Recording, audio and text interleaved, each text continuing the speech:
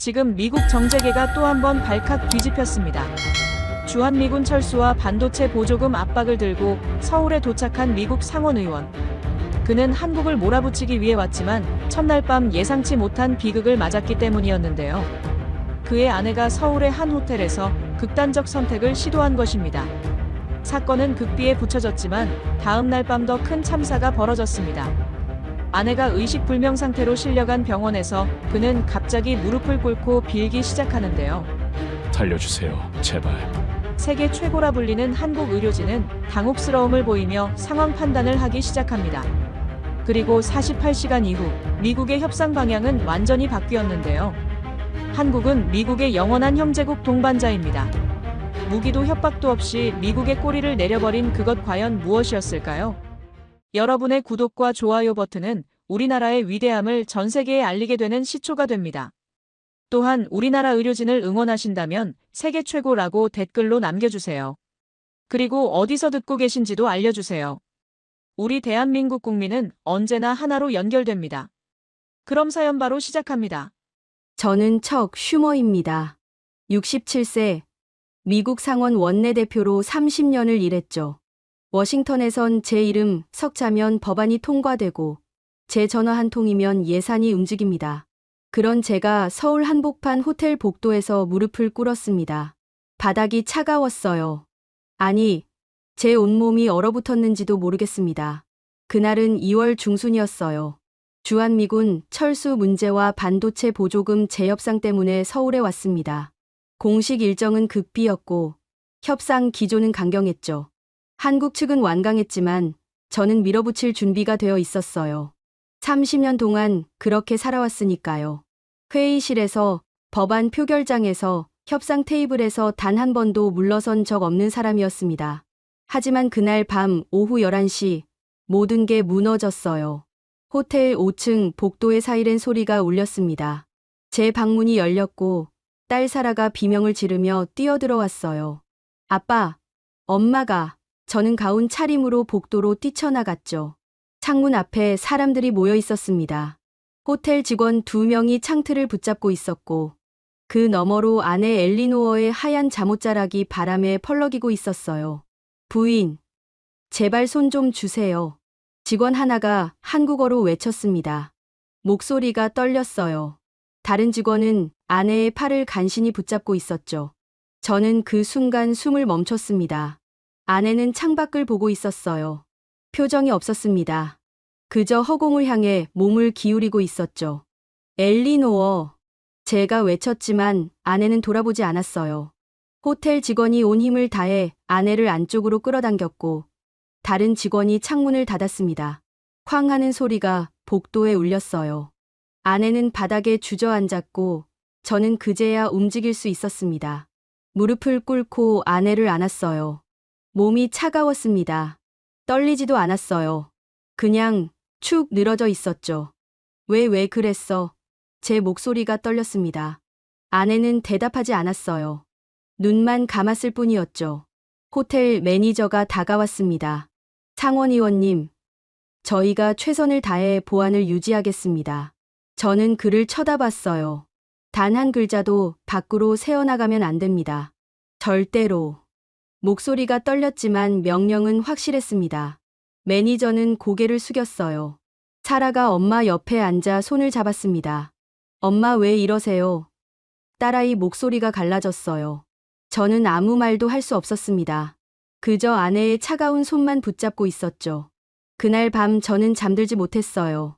아내 옆 침대에 누워 천장만 바라봤습니다. 엘리노어는 수면제를 먹고 잠들었지만 숨소리조차 들리지 않았어요. 제 귓가엔 협상 테이블의 목소리가 맴돌았습니다. 미군 철수는 선택지가 아닙니다. 보조금 재협상, 우리는 양보할 수 없습니다. 저는 그 말들을 반복했어요. 내일 회의에서 뭐라고 말할지, 어떤 카드를 꺼낼지 머릿속으로 정리했죠. 그런데 새벽 4시쯤 옆에서 소리가 들렸습니다. 스르륵, 창문 여는 소리였어요. 저는 눈을 떴습니다. 아내가 침대에 없었어요. 심장이 멎는 줄 알았습니다. 창가로 달려갔죠. 아내는 이미 창틀에 한 발을 걸치고 있었어요. 바람이 들이쳤습니다. 차가운 공기가 얼굴을 때렸죠. 엘리노어, 제가 외쳤지만 아내는 그대로 몸을 기울였습니다. 그리고 떨어졌어요. 저는 창밖으로 손을 뻗었지만 아무것도 잡히지 않았습니다. 딸의 비명이 들렸어요. 복도에서 발소리가 들렸죠. 하지만 저는 그저 창틀을 붙잡고 아래를 내려다봤습니다. 어둠 속에 하얀 무언가가 보였어요. 움직이지 않았습니다. 다리에 힘이 풀렸어요. 주저앉았습니다. 손이 떨렸죠. 안 돼, 안 돼, 중얼거렸지만 소용없었어요. 사라가 제 어깨를 잡았습니다. 아빠, 구급차, 빨리. 딸아이가 전화기를 들고 소리쳤어요. 저는 엘리베이터를 탔습니다. 1층까지 내려가는 동안 숫자만 봤어요. 5, 4, 3, 2, 1. 문이 열렸고 로비로 뛰어나갔습니다. 호텔 정문 앞에 아내가 누워 있었어요. 직원들이 둘러싸고 있었죠. 한 사람이 심폐소생술을 하고 있었어요. 하나, 둘, 셋. 한국어로 세는 소리가 들렸습니다. 무릎 꿇고 아내 옆에 앉았어요. 얼굴이 창백했습니다. 입술에서 피가 흘렀죠. 엘리노어, 엘리노어. 이름을 불렀지만 대답이 없었어요. 눈을 감고 있었습니다. 숨을 쉬는지도 모르겠었어요. 구급차가 도착했습니다. 사이렌 소리가 귀를 찢었어요. 구급대원들이 들것을 가져왔고 아내를 옮겼죠. 저는 구급차에 올라탔습니다. 사라도 함께 탔어요. 문이 닫혔고 차가 출발했습니다.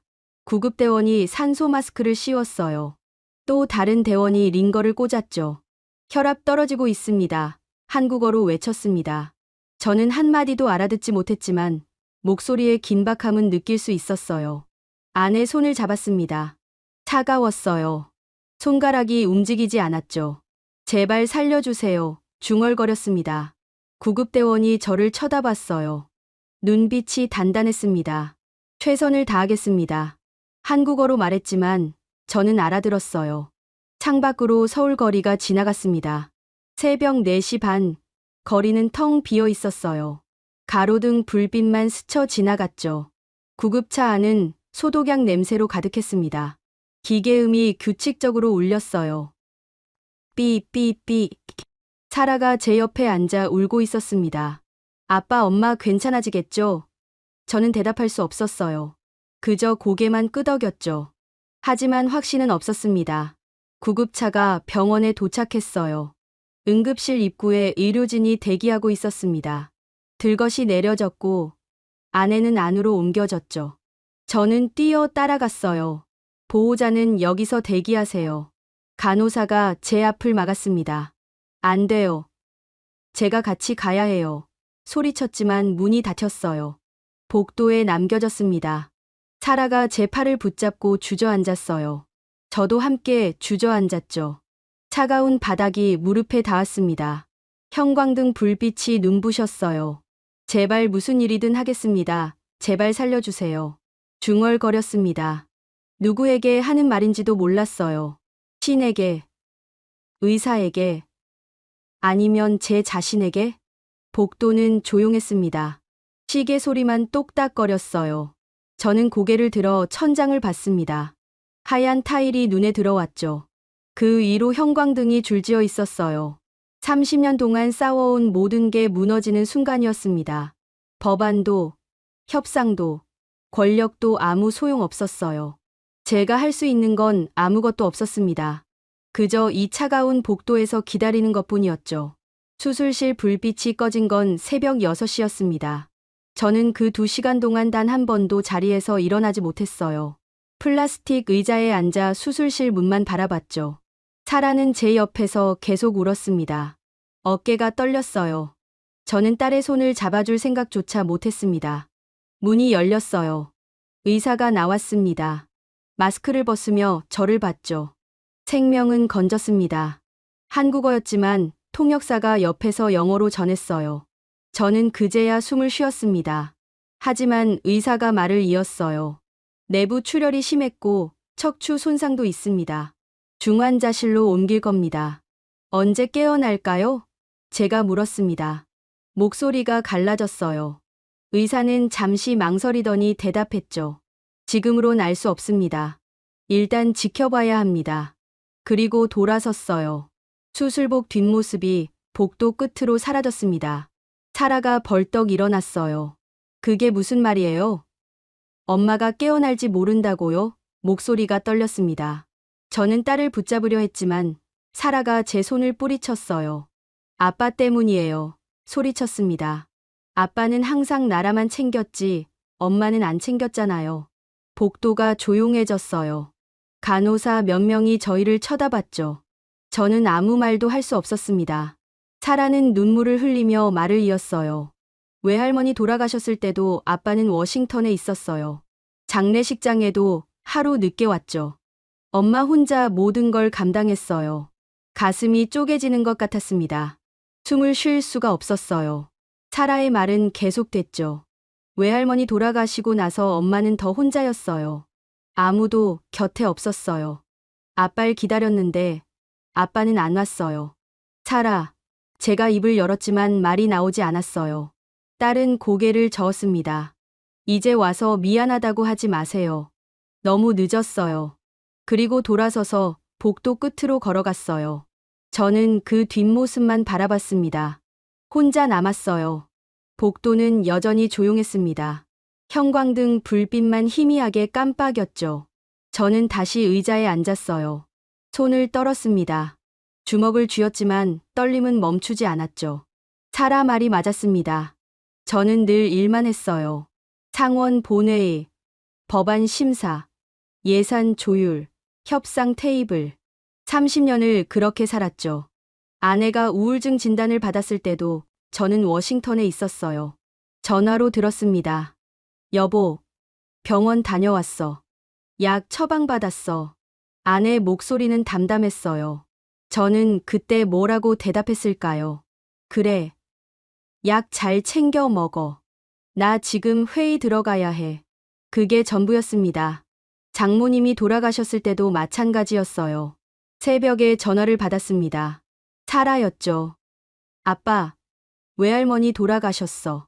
저는 그날 상원 표결이 있었어요. 내일 갈게. 오늘은 안 돼. 딸은 아무 말 없이 전화를 끊었습니다. 다음 날 장례식장에 도착했을 때 아내는 빈소 앞에 앉아 있었어요. 눈이 퉁퉁 부어 있었죠. 저를 보고도 아무 말 하지 않았습니다. 그냥 고개만 끄덕였어요. 그 뒤로 아내는 더 말이 없어졌습니다. 약도 늘었어요. 하루에 3알 먹던 게 5알이 됐죠. 저는 그걸 알면서도 신경 쓰지 않았어요. 약 먹으면 괜찮아질 거야. 그렇게 생각했습니다. 아내의 우울증을 관리 대상으로만 여겼던 거예요. 중환자실 문이 열렸습니다. 간호사가 나왔어요. 보호자분, 잠깐 면회 가능합니다. 저는 벌떡 일어났죠. 따라 들어갔어요. 중환자실은 차가웠습니다. 기계 소리만 가득했어요.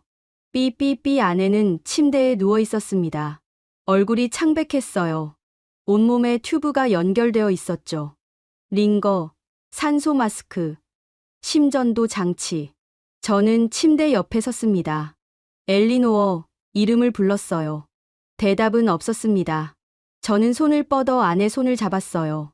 차가웠습니다. 손가락이 움직이지 않았죠. 미안해, 중얼거렸어요.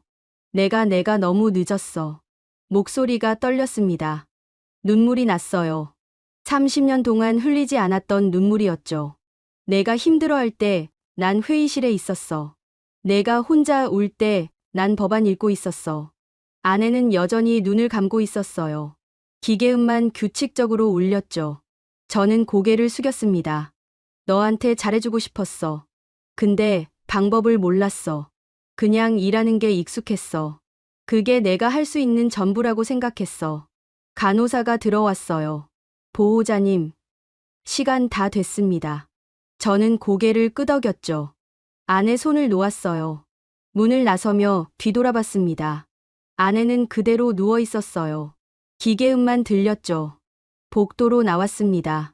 사라가 창가에 서 있었어요. 밖을 보고 있었죠. 저는 다가갔습니다. 사라. 딸은 돌아보지 않았어요. 엄마 봤어요? 물었습니다. 저는 고개를 끄덕였죠. 깨어나지 않았어. 사라가 한숨을 쉬었어요.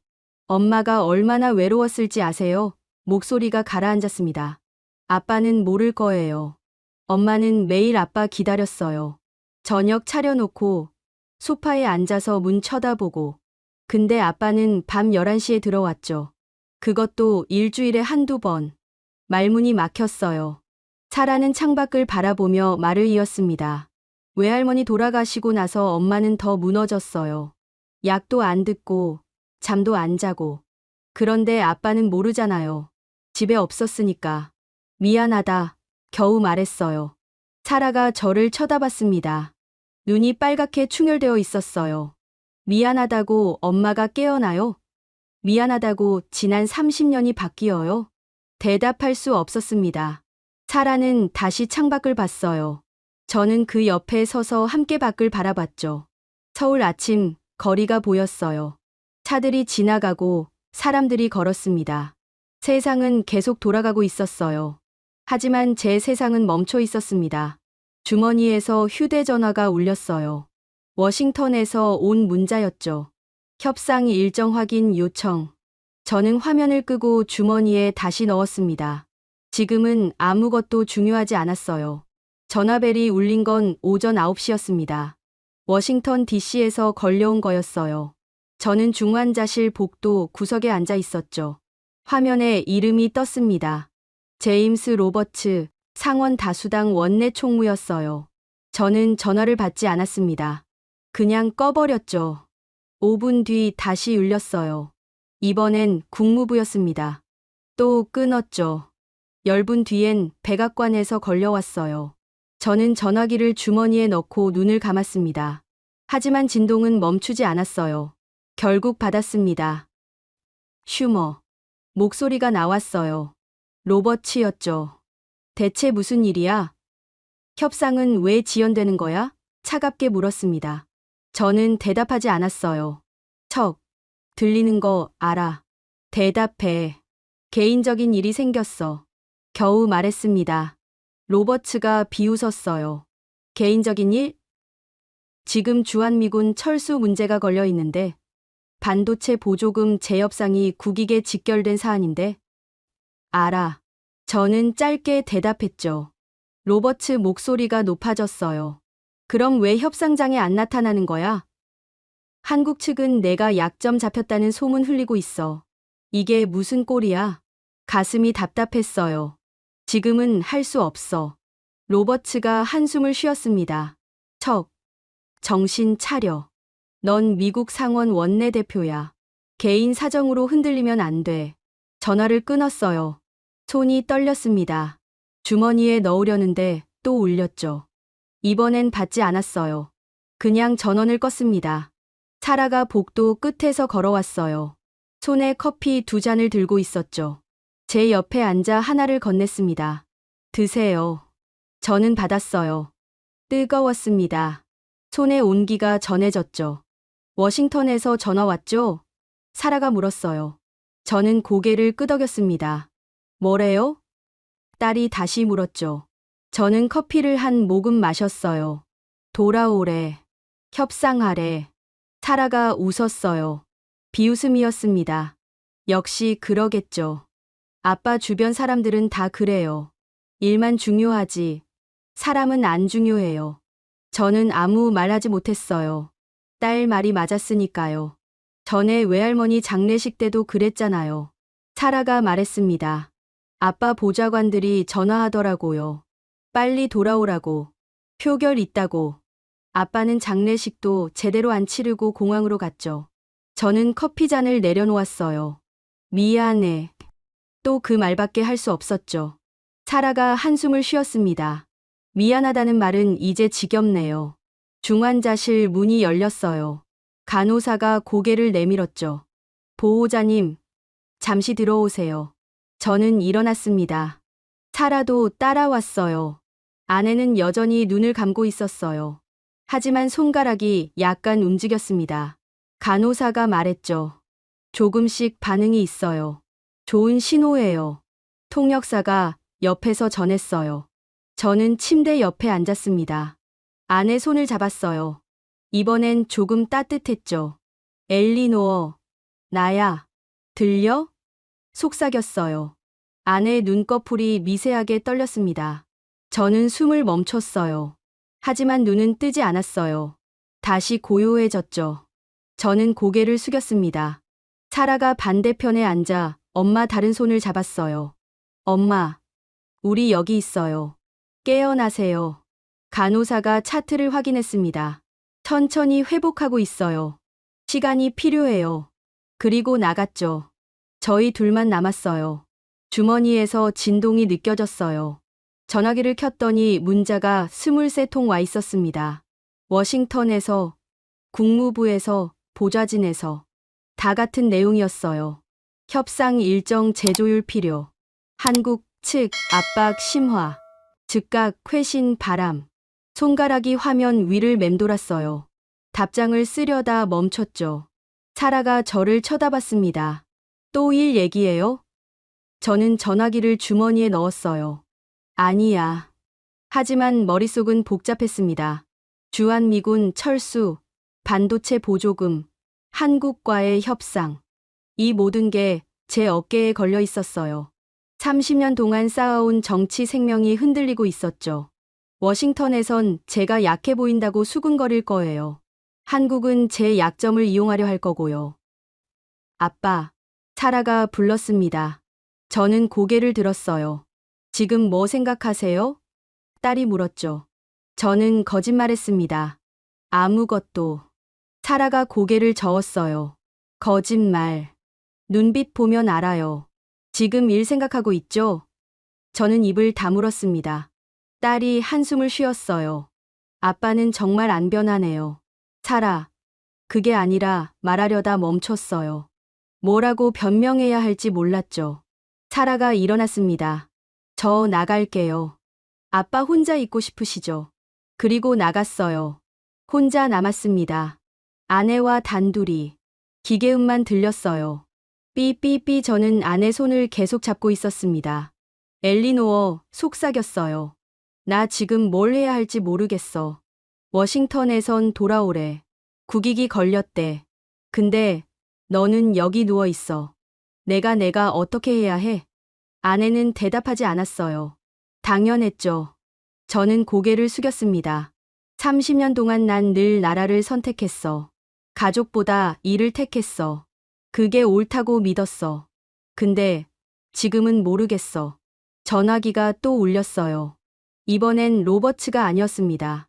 백악관 비서실장이었죠. 저는 받았어요. 슈머 의원. 목소리가 나왔습니다. 척. 상황 파악했어. 비서실장이 말했죠. 개인적으로 안 됐다고 생각해. 하지만 지금은 개인 감정 접어야 해. 국익이 먼저야. 알아. 저는 짧게 대답했어요. 비서실장이 계속했습니다. 한국 측이 내 약점을 알고 있어. 지금 흔들리면 협상 다 무너져. 주한미군 철수 문제, 반도체 보조금 재협상. 다 내 손에 달렸어. 지금은 안 돼. 제가 말했죠. 비서실장 목소리가 차갑게 식었어요. 척. 정신 차려. 넌 미국을 대표하는 사람이야. 가족 문제로 국익을 저버리면 안 돼. 전화를 끊었어요. 손이 떨렸습니다. 아내를 봤죠. 여전히 눈을 감고 있었어요. 저는 주먹을 쥐었습니다. 국익과 가족 사이에서 갈라지고 있었어요. 30년 동안은 선택이 명확했습니다. 국익이 먼저였죠. 하지만 지금은 아니었어요. 아내가 눈앞에 누워 있는데 어떻게 떠날 수 있겠어요? 문이 열렸어요. 보좌관 하나가 들어왔습니다. 의원님. 조심스럽게 불렀죠. 워싱턴에서 연락 왔습니다. 이틀 내로 협상 재개 안 하면 다른 사람으로 교체한답니다. 저는 그를 쳐다봤어요. 나가. 목소리가 낮게 깔렸죠. 보좌관이 당황했어요. 하지만 의원님, 나가라고 소리쳤습니다. 보좌관이 황급히 나갔어요. 혼자 남았어요. 아내 손을 꽉 쥐었습니다. 미안해, 정말 미안해 중얼거렸죠. 눈물이 났어요. 30년 동안 쌓아온 모든 게 무너지고 있었습니다. 하지만 이번엔 놓치고 싶지 않았어요. 아내를 사흘째 되던 날 의사가 저를 불렀습니다. 상담실이었어요. 책상 너머로 앉았죠. 의사는 차트를 펼쳐 보이며 말했습니다. 외상 자체는 수술로 안정됐습니다. 척추 손상도 생각보다 심하지 않았고요. 통역사가 옆에서 전했어요. 저는 안도했습니다. 숨을 쉬었죠. 그럼 괜찮아지는 거죠? 물었어요. 의사가 고개를 저었습니다. 몸은 회복될 겁니다. 하지만 문제는 따로 있어요. 가슴이 철렁했어요. 무슨 문제요? 의사가 잠시 망설이더니 말했죠. 부인께서 심각한 우울증을 앓고 계십니다. 투시는 자살 시도였고 제 시도 위험이 매우 높아요. 말문이 막혔어요. 의사는 계속했습니다. 몸은 살렸지만 마음은 아직 벼랑 끝에 있어요. 지금 필요한 건 신체 치료만이 아닙니다. 정신과 치료, 심리 상담, 그리고 무엇보다 가족의 지지가 필요해요. 저는 고개를 숙였습니다. 손을 떨었어요. 의사가 덧붙였죠. 보호자님, 부인이 왜 이런 선택을 했는지 생각해 보셨나요? 저는 대답하지 못했습니다. 목이 메었거든요. 우울증 환자는 혼자가 아니라는 걸 느껴야 합니다. 누군가 곁에 있다는 것, 자신을 이해해 준다는 것. 그게 회복의 시작이에요. 의사가 말했어요. 저는 고개를 끄덕였죠. 알겠습니다. 상담실을 나왔어요. 복도를 걸었죠. 발걸음이 무거웠습니다. 중환자실로 향했어요. 문 앞에서 멈춰 섰죠. 유리창 너머로 아내가 보였습니다. 여전히 눈을 감고 있었어요. 안으로 들어갔어요. 침대 옆에 앉았죠. 아내 손을 잡았습니다.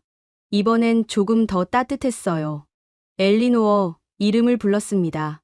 그때 아내의 눈꺼풀이 떨렸어요. 천천히 눈을 떴죠. 초점이 흐렸습니다. 천장을 바라봤어요. 저는 숨을 멈췄습니다. 여보, 속삭였죠. 아내가 고개를 돌렸어요. 저를 봤습니다. 표정이 없었어요. 그냥 바라만 봤죠. 저는 손을 꽉 쥐었습니다. 깨어났구나. 정말 다행이야. 아내 입술이 움직였어요. 소리는 나오지 않았죠. 저는 귀를 가까이 댔습니다. 왜? 희미한 목소리였어요. 왜 살렸어? 가슴이 무너졌습니다. 손이 떨렸어요. 무슨 소리야, 당연히 살려야지. 아내가 눈을 감았습니다. 눈물이 흘렀어요. 뺨을 타고 베개로 스며들었죠. 엘리노어, 제가 말했어요. 미안해, 정말 미안해. 아내는 대답하지 않았습니다. 그냥 울고 있었어요. 소리 없이. 저도 울었어요. 30년 만에 처음으로 누군가 앞에서 울었습니다. 눈물이 멈추지 않았어요. 아내 손을 놓지 않았죠.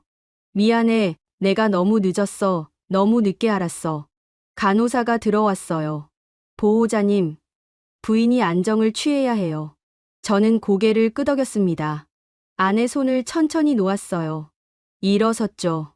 문으로 걸어가다가 뒤돌아봤어요. 아내는 창밖을 보고 있었습니다.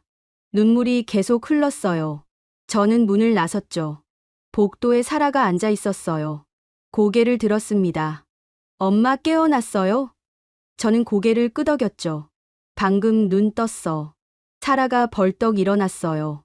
들어가도 돼요? 저는 간호사를 봤습니다. 간호사가 고개를 끄덕였죠. 사라가 중환자실로 들어갔어요. 저는 밖에서 지켜봤습니다. 딸이 엄마 옆에 앉았어요. 손을 잡았죠.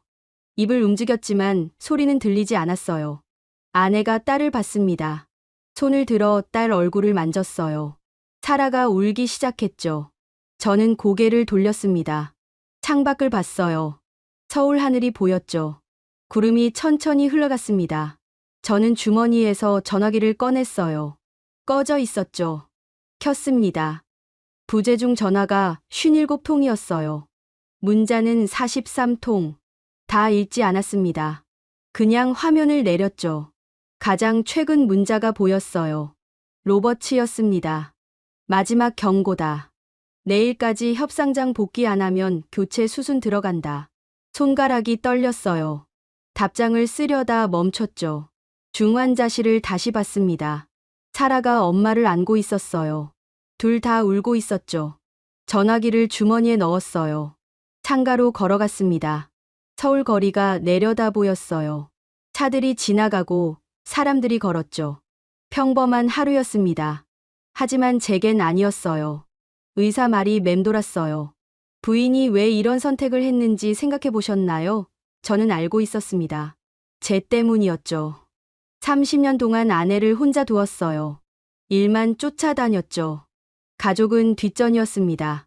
장모님 장례식 때도, 아내가 우울증 진단받았을 때도, 약이 늘어갈 때도, 저는 늘 워싱턴에 있었어요. 회의실에, 협상장에, 본회의장에. 아내 곁엔 없었죠. 그리고 지금 여기, 서울 한복판 병원에서 아내는 다시 살아났어요. 몸은, 하지만 마음은 아직 죽고 싶어 했습니다. 그게 제일 무서웠어요. 중환자실 문이 열렸어요. 사라가 나왔습니다. 눈이 빨갛게 부어 있었죠. 제 앞에 섰어요. 아빠.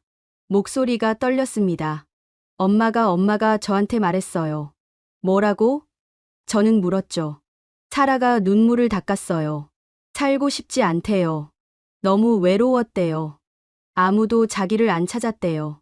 가슴이 찢어지는 것 같았어요. 사라가 계속했습니다. 아빠, 엄마 살리고 싶으면 이제 진짜 곁에 있어줘야 해요.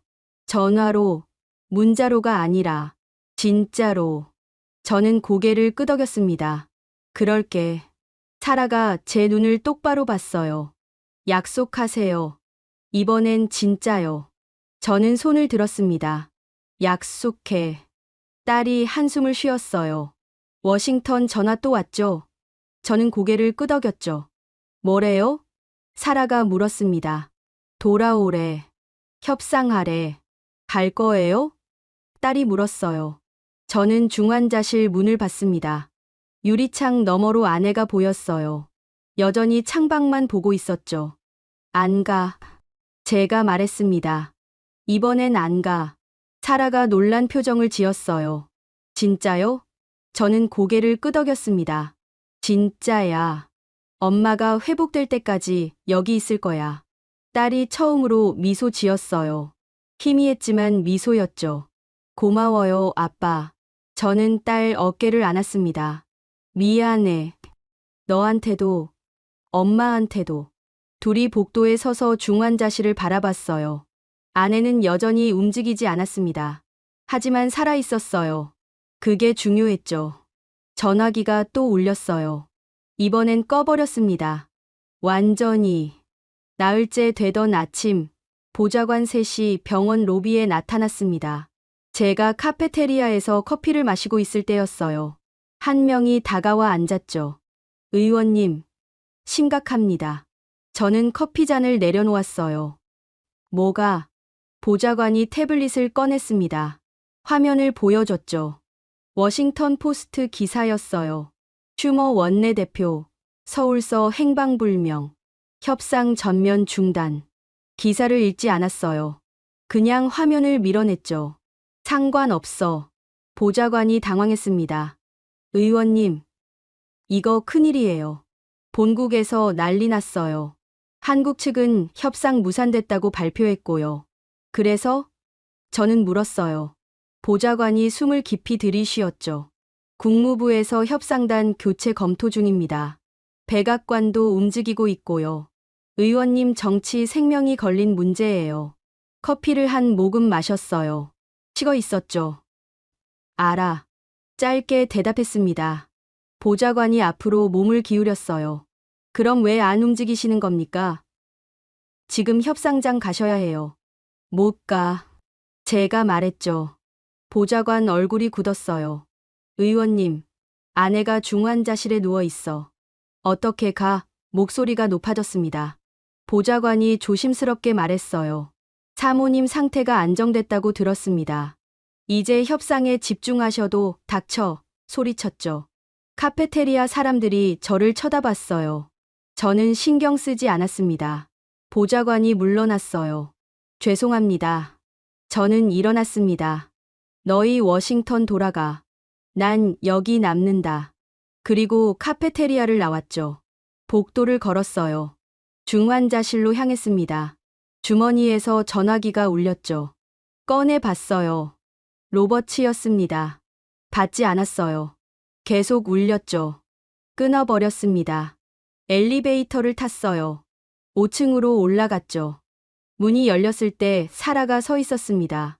아빠, 보좌관들 왔어요? 저는 고개를 끄덕였어요. 돌려보냈어. 사라가 안도한 표정을 지었죠.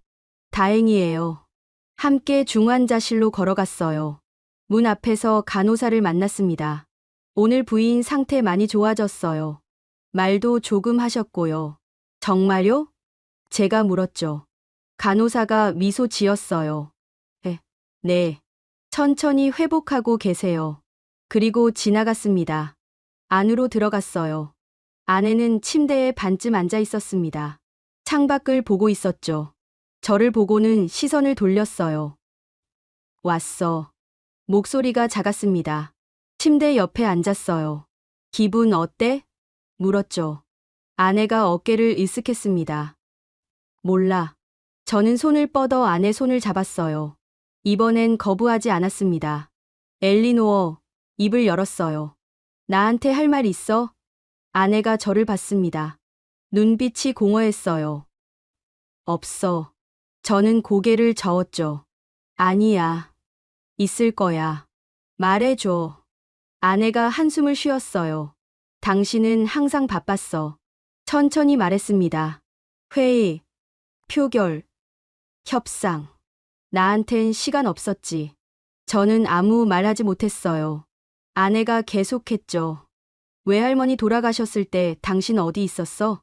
워싱턴, 겨우 대답했습니다. 아내가 웃었어요. 쓴 웃음이었죠. 맞아. 워싱턴. 항상 워싱턴. 나는 혼자 장례 준비했어. 사라랑 둘이서. 당신은 하루 늦게 왔지. 가슴이 아팠어요. 아내는 창밖을 다시 봤습니다. 그 뒤로 더 외로웠어. 엄마 없으니까 정말 혼자더라. 당신한테 말했어. 힘들다고. 근데 당신 뭐라고 했어? 미안해. 저는 중얼거렸어요. 아내가 고개를 저었습니다. 약 먹으라고 했잖아. 괜찮아질 거라고. 그게 다였어. 눈물이 났어요. 참으려 했지만 흘렀죠. 아내가 저를 봤습니다. 울지 마. 이제 와서 우는 거 소용없어. 차가운 목소리였어요.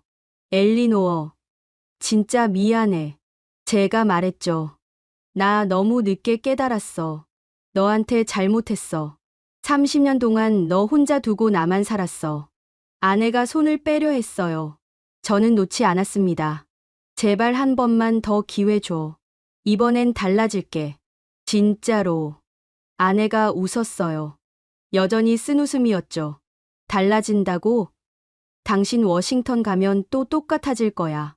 일만 하고, 나한텐 전화 한 통이고. 안 가.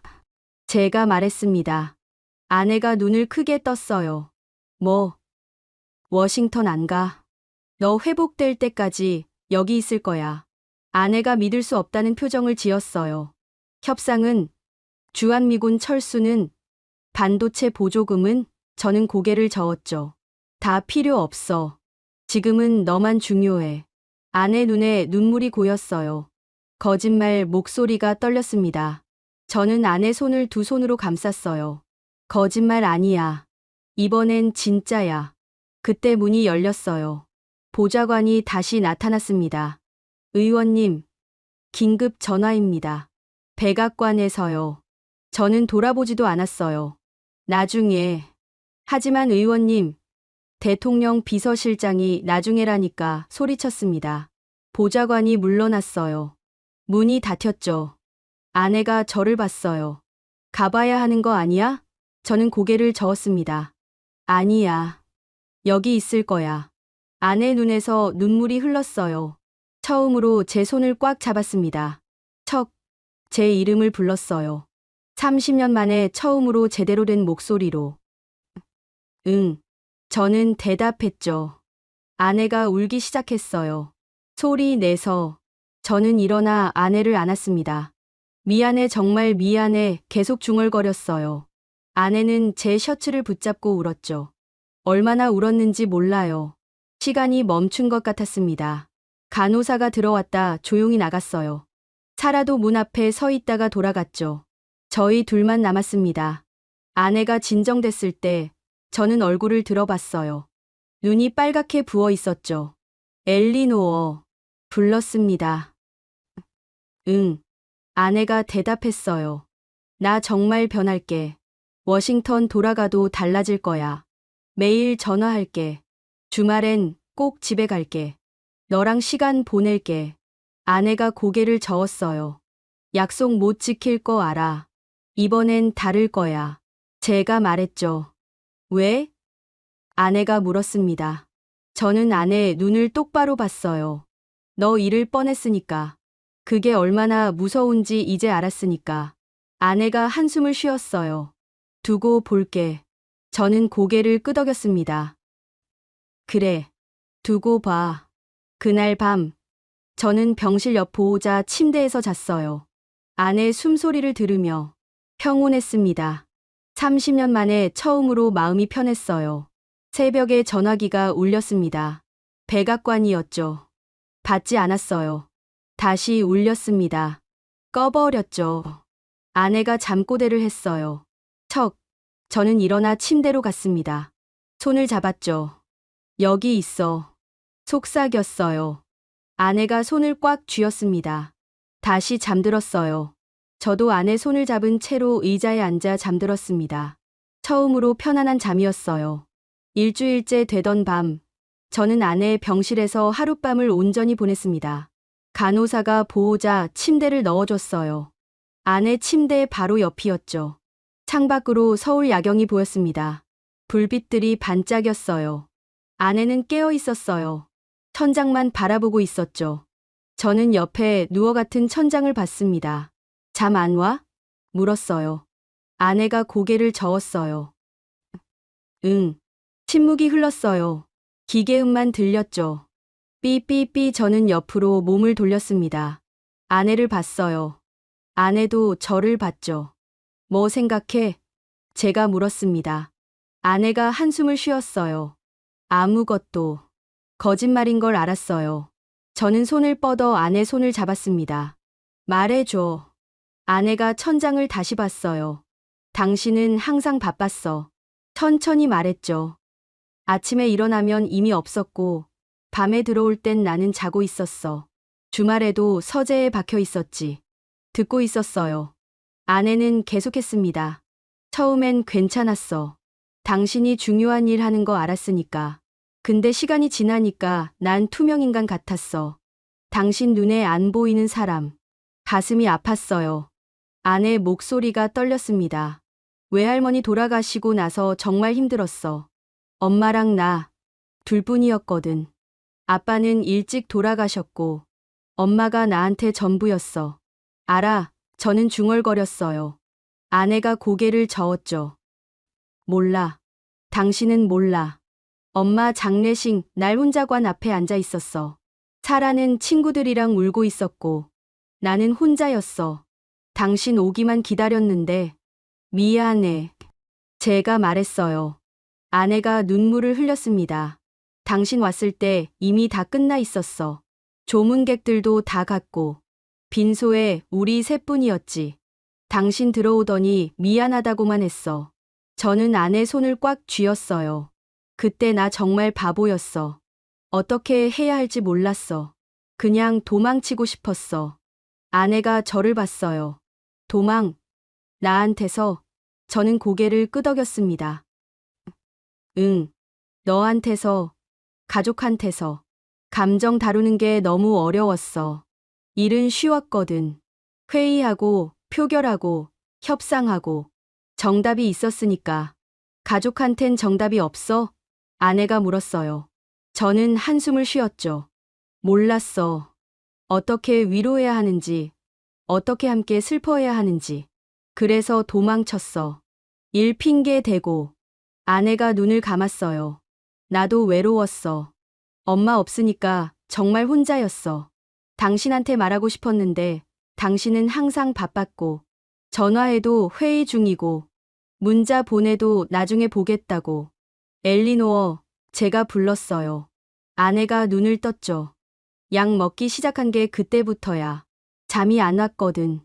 밤새 천장만 보다가 아침 되고. 그게 반복됐어. 왜 말 안 했어? 제가 물었습니다. 아내가 웃었어요. 말했어. 당신이 안 들었지. 힘들다고 했어. 외롭다고 했어. 근데 당신은 약 먹으라고만 했잖아. 할 말이 없었어요. 아내 말이 맞았으니까요. 저는 늘 약으로 해결하려 했어요. 우울증을 관리 대상으로만 봤죠. 아내의 마음은 보지 않았습니다. 미안해. 또 그 말밖에 할 수 없었어요. 아내가 손을 빼려 했습니다. 저는 놓지 않았어요. 제발 손 놓지 마. 아내가 저를 봤어요. 눈물이 그렁그렁했죠. 왜 이제 와서 이러는데? 저는 일어나 앉았습니다. 아내도 일어나게 도와줬어요. 마주 앉았죠. 너 잃을 뻔했으니까. 제가 말했어요. 그게 얼마나 무서운지 이제야 알았어. 너 없는 인생은 의미가 없더라. 아내가 고개를 저었어요. 거짓말. 당신한텐 일이 있잖아. 상원, 법안, 협상. 그게 당신 인생이었어. 아니야. 저는 단호하게 말했죠. 그건 도망이었어. 진짜 인생은 너였어. 사라였어. 가족이었어. 근데 난 그걸 몰랐어. 아니, 알면서도 외면했어. 아내 눈에서 눈물이 흘렀어요. 척, 제 이름을 불렀습니다. 저도 울었어요. 엘리노어, 나 늘 나라를 핑계로 도망쳤어. 가족한테 어떻게 해야 할지 몰랐으니까. 감정 표현하는 게 어려웠으니까. 아내가 제 손을 잡았어요. 이번엔 먼저. 지금은? 물었죠. 저는 아내 손을 두 손으로 감쌌습니다. 지금은 두려워. 널 잃을까봐. 살아도 잃을까봐. 이 기회도 놓칠까봐. 아내가 울기 시작했어요. 저도 함께 울었죠. 두 사람이 병실에서 소리 없이 울었습니다. 얼마나 울었는지 몰라요. 진정되었을 때 아내가 말했어요. 척, 나 정말 살고 싶지 않았어. 뛰어내릴 때 무서웠지만 동시에 편안했어. 드디어 끝난다고 생각했거든. 숨이 막혔어요. 엘리노어, 아내가 제 얼굴을 만졌습니다. 근데 지금은 조금 다른 것 같아. 당신이 여기 있으니까. 진짜로 나 보고 있으니까. 계속 볼 거야. 제가 말했어요. 워싱턴 가도, 어디 가도. 매일 너 볼 거야. 전화할 거고, 영상통화할 거고. 주말엔 꼭 집 갈 거야. 아내가 한숨을 쉬었어요. 얼마나 갈까? 저는 아내의 눈을 봤습니다. 평생. 남은 인생 동안. 아내가 처음으로 웃었어요. 진짜 웃음이었습니다. 약속. 저는 고개를 끄덕였죠. 약속. 아내가 제 품에 안겼어요. 저는 꽉 안았습니다. 다시는 놓지 않을게. 속삭였어요. 아내가 고개를 끄덕였죠. 응. 그렇게 한참을 안고 있었어요. 창밖으로 서울 밤이 깊어갔습니다. 불빛들이 하나둘 꺼졌죠. 병실은 어두워졌어요. 하지만 따뜻했습니다. 아내가 다시 누웠어요. 저도 옆 침대에 누웠죠. 손은 계속 잡고 있었습니다. 척. 아내가 불렀어요. 응. 저는 대답했죠. 고마워. 여기 있어줘서. 저는 아내 손을 꽉 쥐었습니다. 당연한 거야. 내가 있어야 할 곳이 여기야. 아내가 잠들었어요. 숨소리가 규칙적이었죠. 저는 잠들지 않고 아내를 봤습니다. 얼굴이 평온했어요. 30년 만에 처음 보는 표정이었죠. 그날 밤, 저는 처음으로 제대로 된 남편이 되었습니다. 너무 늦었지만, 그래도 다행이었어요. 아직 기회가 있었으니까.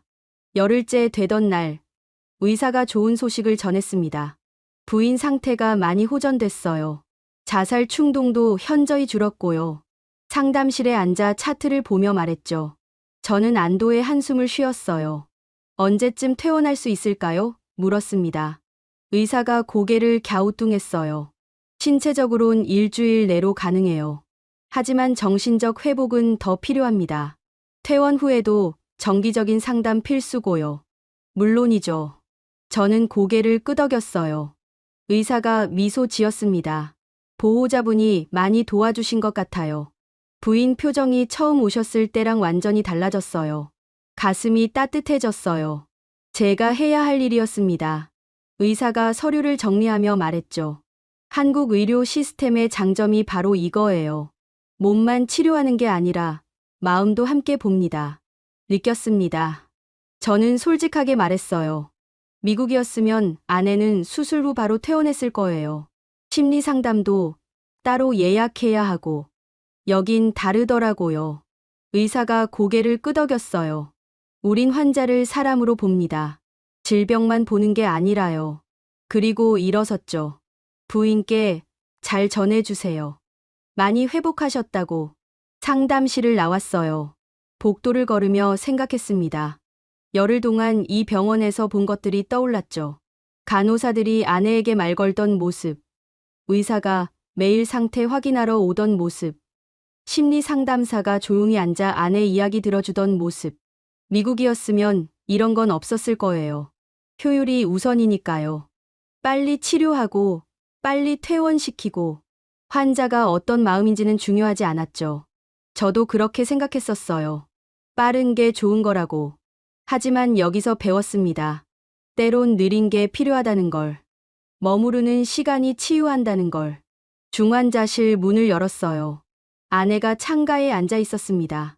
휠체어였지만 스스로 앉아 있었죠. 밖을 보고 있었어요. 저는 다가갔습니다. 날씨 좋네. 제가 말했어요. 아내가 고개를 끄덕였죠. 응. 햇살이 따뜻해. 저는 아내 옆에 앉았습니다. 함께 창밖을 봤어요. 서울 거리가 보였어요. 사람들이 걸었고 차들이 지나갔죠. 평범한 일상이었습니다. 하지만 아름다웠어요. 척. 아내가 불렀습니다. 응. 저는 대답했죠. 아내가 저를 봤어요. 고마워. 여기 남아줘서. 당연한 거야. 제가 말했습니다. 아내가 고개를 저었어요. 당연하지 않아. 당신한텐 중요한 일들이 있었잖아. 근데 다 제쳐두고 나 옆에 있어줬어.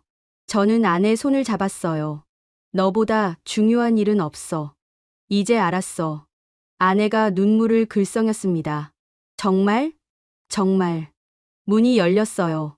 사라가 들어왔죠. 손에 꽃다발을 들고 있었습니다. 엄마, 이거 드려요.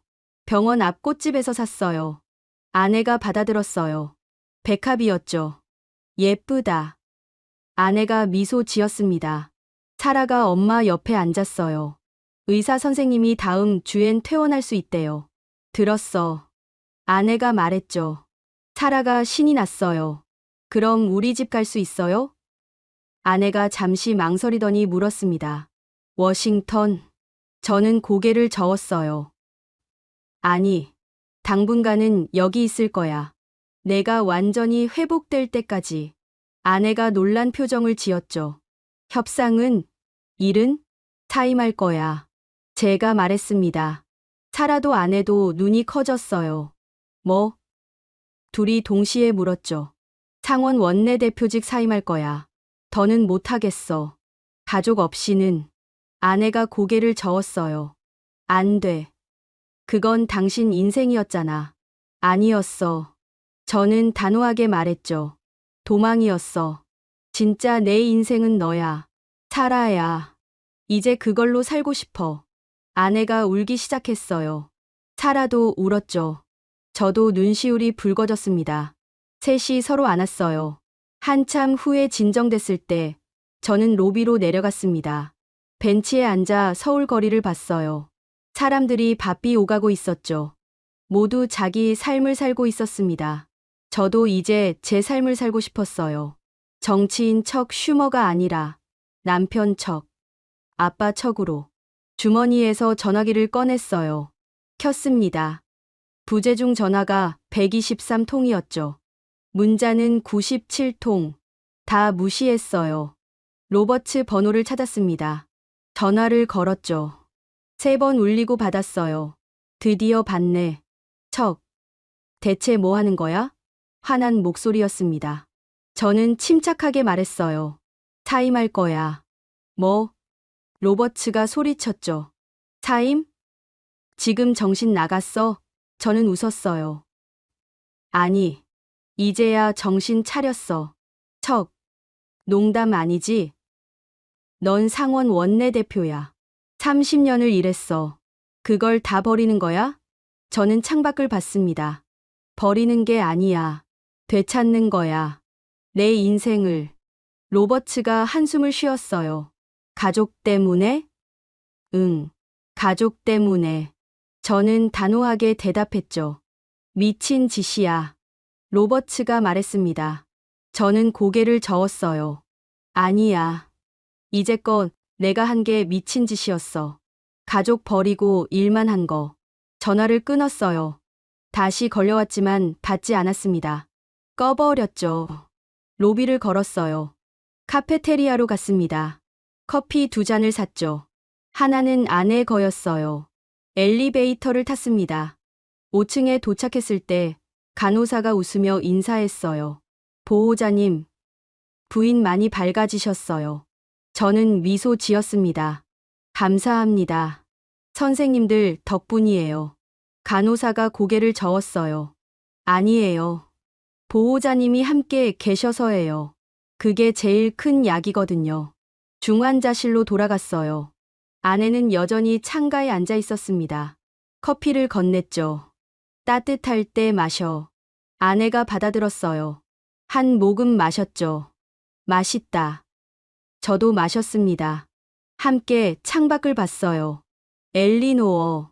제가 불렀습니다. 응. 아내가 대답했죠. 나 이 나라에서 배웠어. 사람을 살리는 게 뭔지. 아내가 저를 봤어요. 뭔데? 함께 있어주는 거. 기다려주는 거.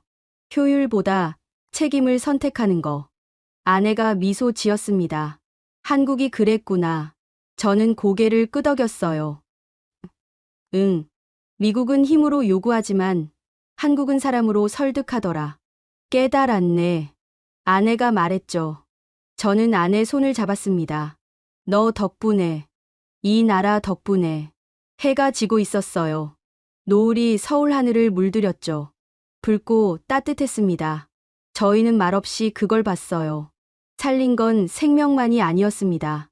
제 마음도, 가족도, 인생도 살아났어요. 여기 서울에서 2주일째 되던 날 한국 외교부에서 연락이 왔습니다. 슈머 의원님, 협상 재개 의향 있으십니까? 통역사를 통해 전해진 말이었죠. 저는 병원 로비에 서서 전화를 받고 있었어요. 있습니다. 대답했어요. 하지만 조건이 있습니다. 상대방이 잠시 침묵했죠. 말씀하세요. 주한미군 철수는 재검토합니다. 단계적으로 접근할 거예요. 그리고 반도체 보조금도 한국에 유리한 방향으로 재설계하겠습니다. 전화 너머로 놀란 기색이 느껴졌어요. 의원님, 그건 미국 본국 입장과 다른데요. 저는 창밖을 봤습니다. 알아요. 하지만 제 입장이 바뀌었습니다. 무슨 말씀이신지. 한국은 제 아내를 살렸어요. 미국은 협상만 요구했죠. 이제 알겠어요. 어느 나라가 진짜 사람을 보는지. 전화를 끊었어요. 엘리베이터를 탔습니다. 5층으로 올라갔죠. 아내 병실로 향했어요. 문을 열었을 때 사라가 있었습니다. 아빠, 외교부에서 연락 왔어요? 저는 고개를 끄덕였죠. 응, 협상 재개한대. 아내가 걱정스러운 얼굴로 물었어요. 워싱턴 가야 해? 저는 고개를 저었습니다. 여기서 할 거야. 화상으로. 너 옆에서. 아내가 안도했어요. 사라가 물었죠. 조건은 어떻게 하실 거예요? 저는 앉으며 말했습니다. 미국 입장이 아니라 옳은 입장으로. 이틀 후 협상이 재개됐어요. 병원 회의실을 빌렸습니다. 화면 너머로 워싱턴 협상단이 보였죠. 한국 측은 현장에 왔어요. 외교부 장관이 직접 나왔습니다. 슈머 의원. 워싱턴에서 로버츠가 말했어요. 본국 입장 확인했나? 주한미군 철수는 기정사실이고 반도체 보조금도 우리 조건대로야. 저는 카메라를 똑바로 봤습니다. 아니요. 재검토합니다. 화면이 얼어붙었어요. 뭐? 로버츠가 되물었죠. 주한미군 철수는 섣부릅니다. 단계적으로 감축하되 완전 철수는 보류해야 해요. 그리고 반도체 보조금은 한국 기업들이 공정하게 경쟁할 수 있도록 재설계하겠습니다. 워싱턴 측이 웅성거렸어요. 국무부 차관이 끼어들었죠.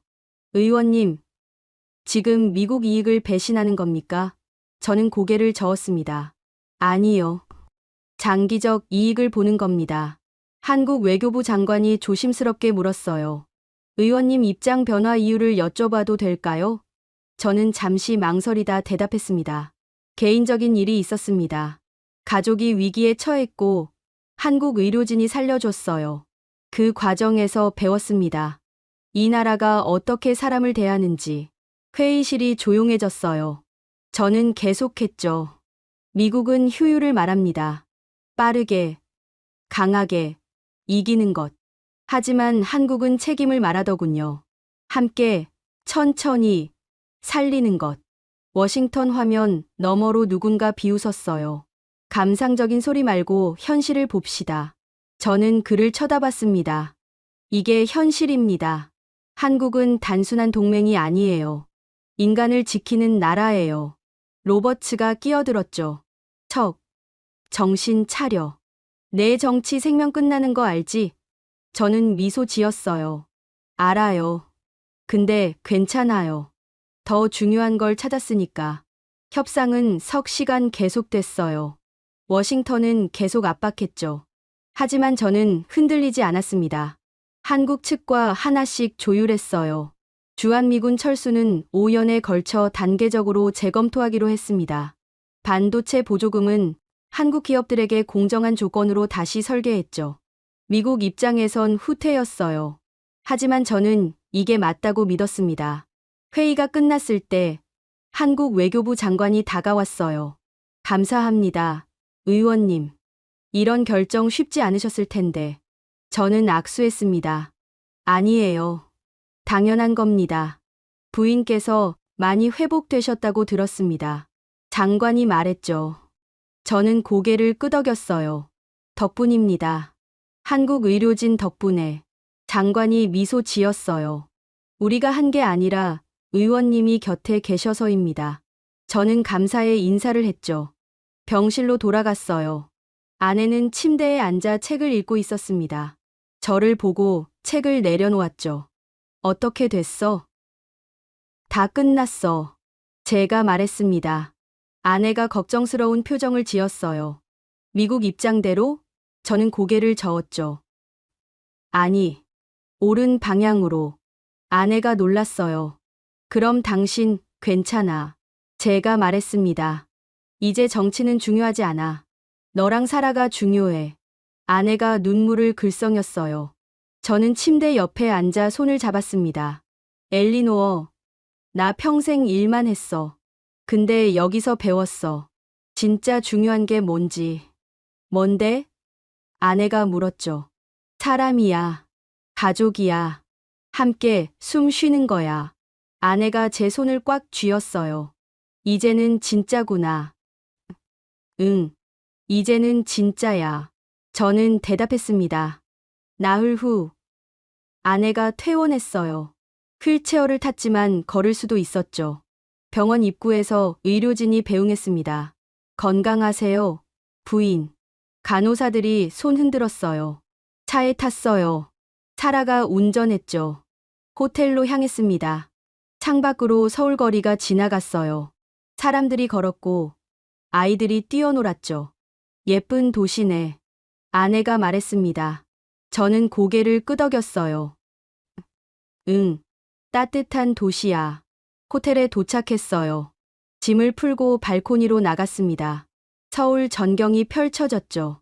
저녁 햇살이 건물들을 비췄어요. 아내가 옆에 섰습니다. 제 손을 잡았죠. 척, 고마워. 나 살려줘서. 저는 고개를 저었어요. 내가 살린 게 아니야. 이 나라가 살렸어. 나는 그냥 옆에 있었을 뿐이야. 아내가 제 어깨에 기댔어요. 그게 제일 중요한 거야. 옆에 있는 거. 저는 아내를 안았습니다. 앞으론 계속 옆에 있을게. 사라가 나왔어요. 아빠, 워싱턴에서 전화 왔어요. 사임서 정식 접수됐대요. 저는 고개를 끄덕였습니다. 알았어. 후회 안 해요? 사라가 물었죠. 저는 아내와 딸을 번갈아 봤어요. 전혀. 이게 제일 잘한 결정이야. 그날 밤, 셋이 함께 저녁을 먹었어요. 호텔 식당이 아니라 밖으로 나갔죠. 작은 한식당이었습니다. 따뜻한 국물이 나왔어요. 아내가 한 숟가락 떠서 먹었죠. 맛있다. 저도 먹었어요. 정말 맛있었습니다. 단순한 음식이었지만 정성이 느껴졌어요. 사라가 말했죠. 한국 음식은 따뜻해요. 마음까지. 식사를 마치고 호텔로 돌아왔어요. 아내는 일찍 잠들었습니다. 저는 발코니에 나가 서울 밤을 봤어요. 불빛들이 반짝였죠. 전화기를 꺼냈어요. 켰습니다. 메시지가 하나 와 있었어요. 로버츠였죠. 내 결정 존중해. 가족 잘 챙겨. 미소가 지어졌어요. 답장을 보냈습니다. 고마워. 너도 가족 챙겨. 그리고 전화기를 껐어요. 하늘을 올려다봤습니다. 별이 보였어요. 서울 하늘에도 별이 뜨는구나. 처음 알았습니다.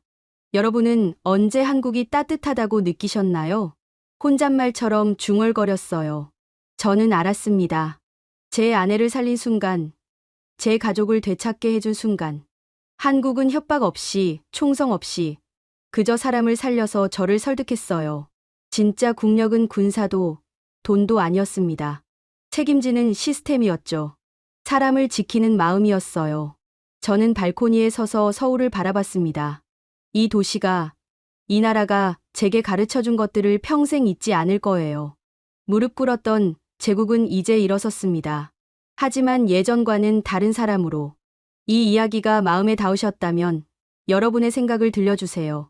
한국에서 경험한 따뜻함, 혹은 가족과 함께한 소중한 순간, 댓글로 나눠주시면 감사하겠습니다. 감사하겠습니다. 감사하겠습니다. 감사하겠습니다. 감사하겠습니다.